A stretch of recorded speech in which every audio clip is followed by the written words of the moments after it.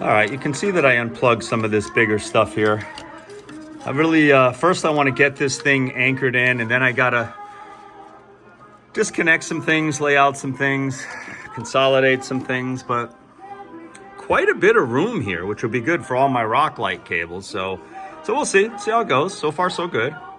All right, you can see I got an extension in there. I'm going to crank down that OEM tie down and then start trying to sort through a lot of this wiring and dress it up, get it nice and neat. So hopefully things go well. Looks like I got plenty of room right here for this. This will end up getting secured. I did have to unplug some of this. I want to clean the connections up a little bit and just try to reroute anything, get this thing as neat as I can. You can see I have plenty of room here for the big wiring harness that's against the firewall. Plenty of room here to get the flex hose on. Let's take a look at that.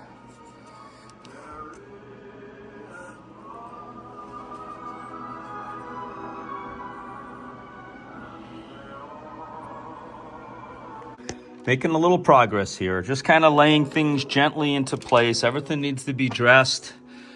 Obviously, the battery is a few inches farther over that way to the driver's side, so we'll see how everything ties in with the main terminals.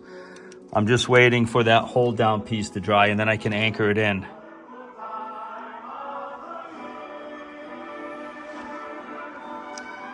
So I'm having to disconnect quite a bit of connections because of the new location of the plus and minus on the battery.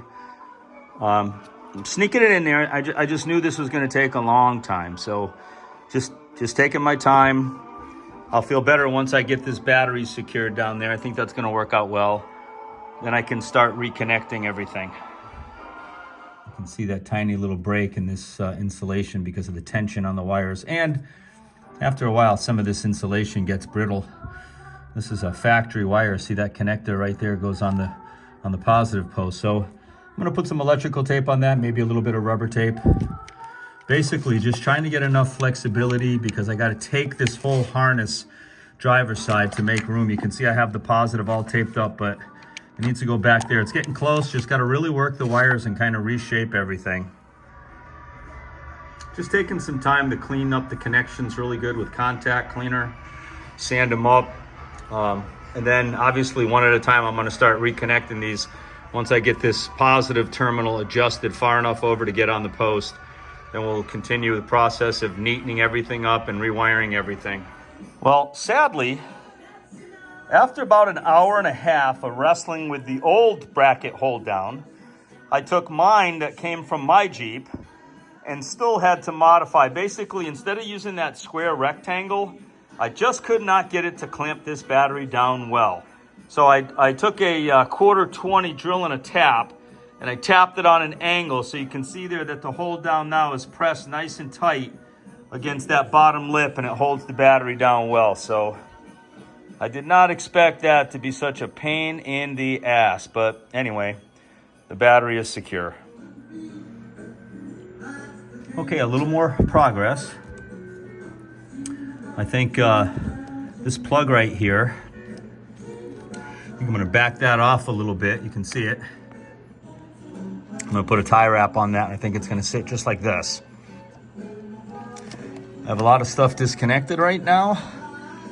I have a lot of room over here. Obviously, I wanna put all my wiring down in this compartment as much as I can. Then the hose will come around for the air intake like this. Come around in here, and obviously there's its target once I get with Nate and we build that bracket for the air intake. Okay, you can see I ended up tie wrapping this, so it's down quite a bit. The hose should be able to come through there. I got a couple of ground wires right there that'll stay tight next to the battery. That'll move over there. You can see that my lines are down nice and low so that we can access the top of that air cleaner. So I like the path that I have here. I'm still dressing up some of this area, the 12 volt feed from my inverter. I also have to retie in this 100 amp circuit breaker for my Apollo Intech switch pod, but we are gaining some ground.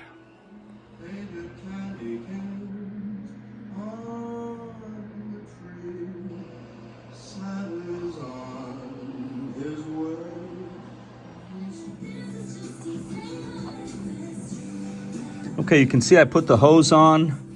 Had to make sure that thing is seated all the way in. I had to push down on that bundle of wires there. I like it though. I'm going to double check it. I went with one of my new hose clamps here. I think these things are pretty sweet, so I'm going to line that all up and start tightening that.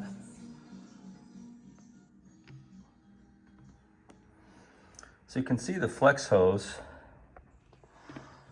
comes around the fuse box.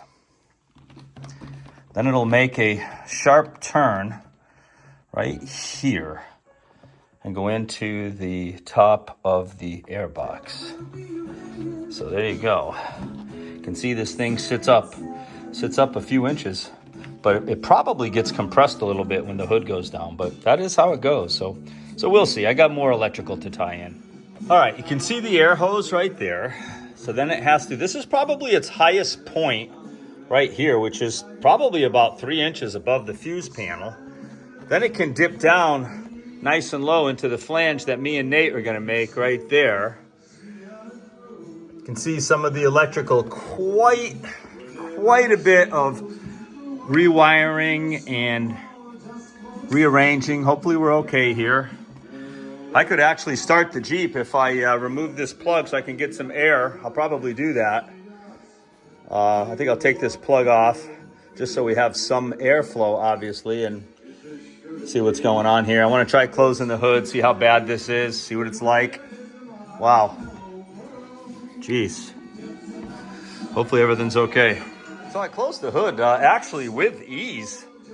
No problem, no extra tension on the latches, so I'm going to pop it back open again, but man, I really like this. Again, this is higher than it. Obviously, this will be down like that. That's tied in. Barely snuck the motor cover on there. And you can see why. I mean, I had to find a place for this huge plug right here. And I still might have room to move it around and try something else, but I actually think it's okay right there.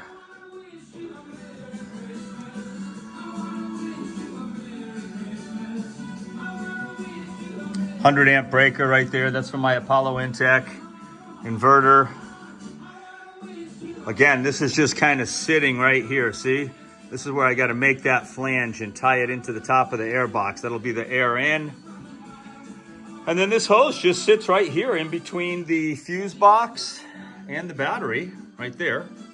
The hood closes quite easily. Maybe it helps that I have a power dome hood. No real conflict there.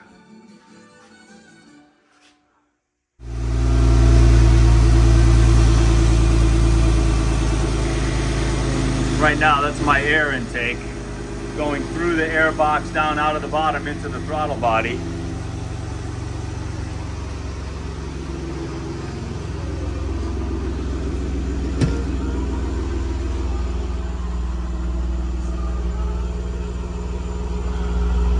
Crazy.